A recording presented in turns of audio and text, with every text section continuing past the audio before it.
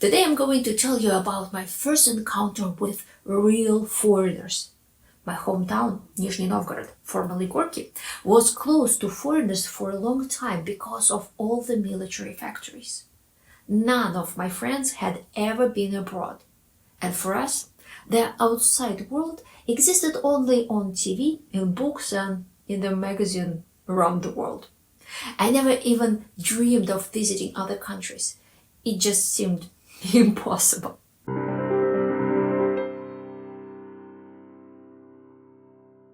The first time I ever saw foreigners was on a tram. They were two young Indian men. As I later learned, our local medical school had started accepting Indian students to make some extra profit. Medical education abroad was very prestigious in India, but not everyone could afford to send their kids to the UK or America, so post-Soviet Russia became an option. I can't even describe how people stared at those Indian students. If Gorbachev himself had walked into that tram, he wouldn't have gotten as much attention.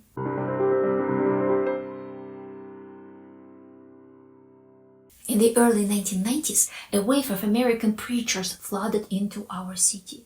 They knew nothing about Russia, but they were eager to save us poor souls tormented by communism. We looked at them with a mix of extreme curiosity and bewilderment. They clearly had no idea how to navigate our harsh world and didn't realize they were getting attention not for what they were preaching. We didn't understand a thing, even when they spoke for a translator. Reading the Bible? Why? We didn't have any inherited reverence for it, so to us it was just a boring book of old stories that had nothing to do with modern life. Eventually, the missionaries did convert some people and even built a few churches, but American-style Christianity never really took root in Russia. After 4 generations of living without religion, we just didn't need it. Now, things are changing as times got tougher and former communists get older, but they are turning into the traditional Russian Orthodox Church. Though that's another story.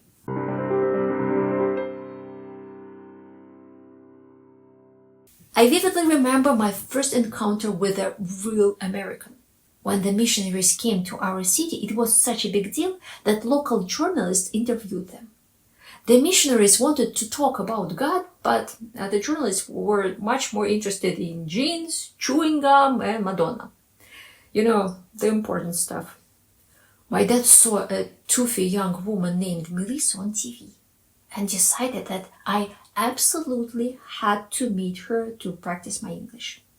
Naturally, I was horrified, but as always, my dad knew how to push my buttons. What's the matter? Are you scared to talk to some American girl?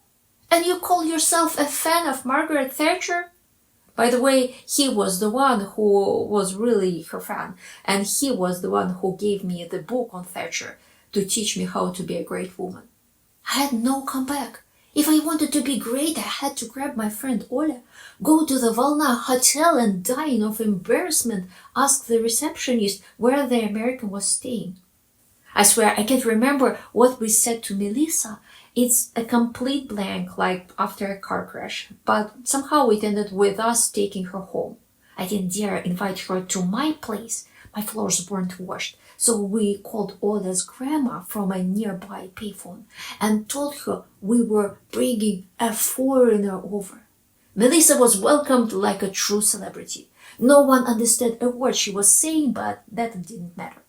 The mood was like it was during the Olympic Games. Everyone just wanted to hug, bond, and show off the famous Russian hospitality. Ola's grandma got generous and pulled sausages out of the freezer, saved for New Year's Eve.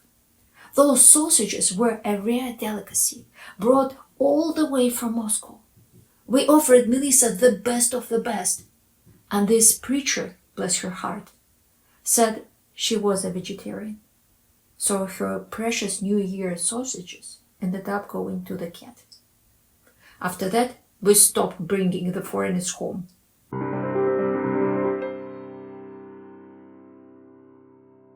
My name is Elvira Baer. I'm an author, and if today's story made you smile, please give this video a thumbs up. Since I don't support the war in Ukraine, I can no longer publish my books in Russia, and I'm rebuilding my audience from scratch right here on YouTube. Books only sell when readers know the author and believe they are worth their time and attention. If you'd like to help me rise from the ashes, please support this video with your likes, comments, and subscriptions. Thank you.